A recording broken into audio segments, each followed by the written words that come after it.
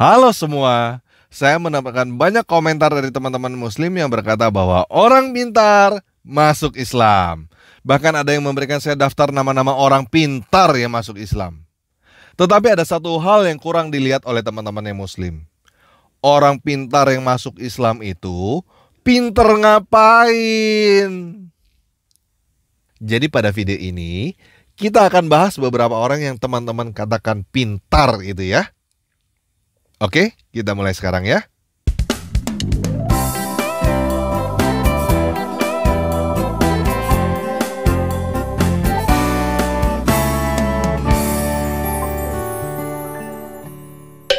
Nah, pertama saya mau tes pengetahuan teman-teman dulu ya. Apakah Nabi Adam, Nabi Nuh, Nabi Abraham mati dibunuh oleh Bani Israel? Hah? Gak tahu? Ya sudah, kalau nggak tahu, jangan sok tahu ya. Sekarang saya berikan kisi-kisinya ya. Adam adalah manusia generasi pertama. Dia meninggal pada usia 930 tahun. Nuh adalah manusia generasi ke-10 keturunan Adam. Abraham adalah manusia generasi ke-20 dari Adam. Manusia yang bernama Israel adalah Yakub, cucunya Abraham. Manusia yang bernama Yahudi adalah Yehuda, anaknya Yakub. Musa adalah manusia generasi ke-26 keturunan Adam, yang merupakan keturunan Yakub juga. Ketika zaman Musa inilah pertama kalinya ada yang disebut bangsa Israel. Jadi mungkin nggak Adam, Nuh, dan Abraham dibunuh oleh Bani Israel? Nggak mungkin ya, karena zaman Adam, Nuh, dan Abraham belum ada yang namanya Bani Israel. Nah, mungkin nggak Abraham dipanggil ke Makkah untuk mengislamkan orang Yahudi? Nggak mungkin ya, karena leluhurnya orang-orang Yahudi itu adalah cicitnya Abraham. Yuk sekarang kita dengar apa yang diajarkan oleh Yahya Waloni. Yahya Waloni ini sempat menjadi orang pintar nomor 1 loh di dalam daftar orang pintar yang masuk Islam. Israel tukang bunuh nabi. Hanya 2 nabi yang lolos dari tangan berdarah Yahudi. Siapa dia?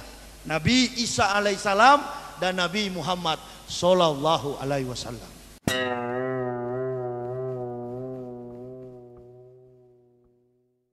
Karena dari Palestina itu negeri kelahiran Ibrahim alaihissalam, Allah perintahkan, Ibrahim, tinggalkanlah negerimu, pergilah kamu ke lembah Makkah yang tandus dan gersang. Kenapa Ibrahim diperintahkan ke Makkah dan tandus dan gersang? Karena orang Yahudi tidak mau mengakui agama Islam.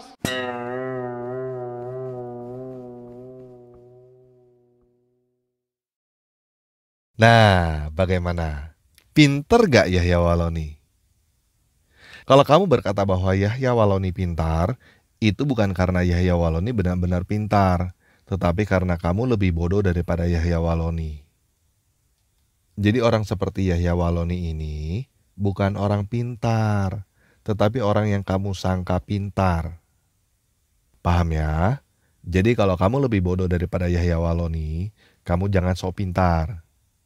Nah, kalau kamu mau lihat beberapa orang yang kamu sangka pintar lagi, silakan ke instagram.com/tanparagi.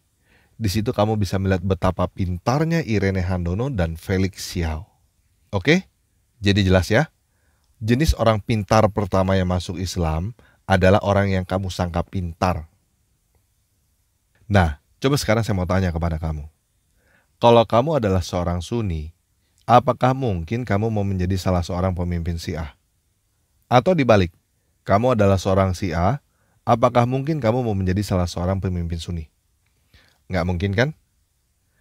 Kalau kamu adalah seorang Sunni, mungkin nggak kamu mengarahkan anak kamu menjadi aktivis Syiah? Nggak mungkin juga kan? Nah, Katolik bukan anggota PGI. PGI itu adalah persekutuan gereja-gereja di Indonesia yang Protestan. Jadi nggak mungkin seorang Katolik menjadi ketua PGI. Dan anggota PGI nggak mungkin mengaku sebagai keluarga Katolik. Dan yang lebih nggak mungkin, seorang Protestan mengarahkan anaknya menjadi pastor di Katolik. Paham ya? Yuk sekarang kita lihat ini. Ustadz Stephen Indra Wibowo, Ketua Mualaf Center. Yang namanya ketua pasti pinter dong. Yuk kita lihat dia pinter ngapain. Saya lahir di keluarga Katolik, keturunan Tionghoa. Ayah saya sampai hari ini masih di salah satu ketua di PGI, Persekutuan Gereja-Gereja Indonesia. Jelas ya, dia mengaku berasal dari keluarga Katolik, ayahnya adalah ketua PGI. Jadi Ustadz Stephen Indra Wibowo ini pinter ngapain? Pinter Bo? Ya itu. Jelas ya? Nah sekarang satu lagi nih, yang paling pintar, Ustadz Bangun Samudra. Pinter banget orangnya. Pinter ngapain teman-teman? Udah bisa tebak? Pinter Bo? Ya itu, lulusan S2 Kayalan yang gak pernah ada di Pacitan Roma. Jelas ya?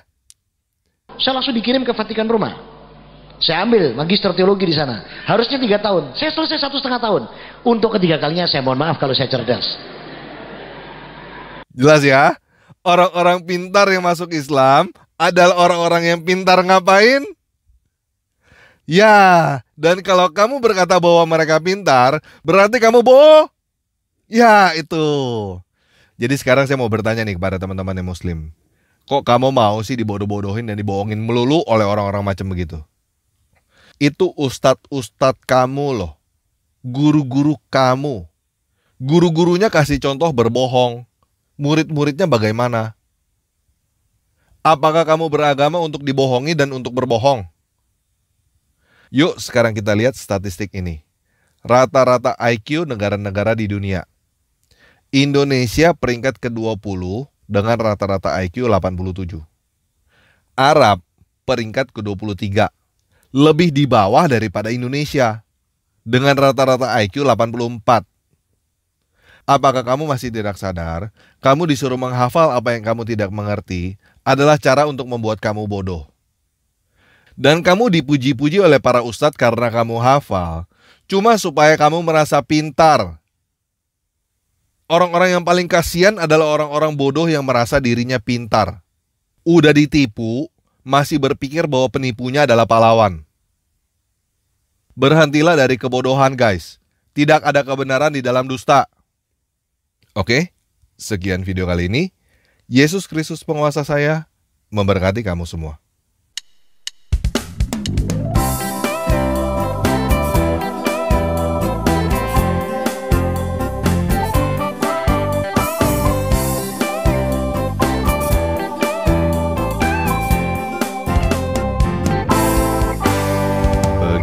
Pagi-pagi, pulang petang-petang, malah pusing-pusing, pinggang pegal-pegal.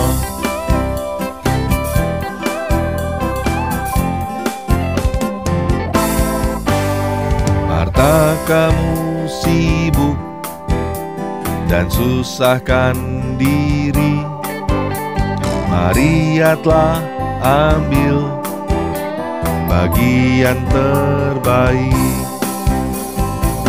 Mari datanglah semua yang letih dan berbeban, bukan beri kelegaan kepadamu.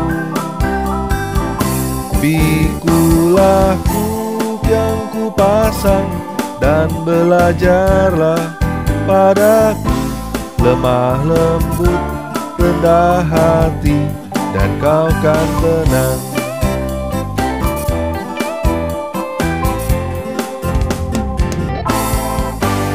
Pergi pagi-pagi, pulang petang-petang, malah pusing-pusing, pinggang pegal-pegal. Mata kamu sibuk dan susahkan diri, mari telah ambil bagian terbaik. Mari datanglah semua yang letih dan berbeban, bukan beri kelegaan kepadamu. Pikulah kuk yang kupasang dan belajarlah padaku, lemah lembut rendah hati, dan kau kan tenang.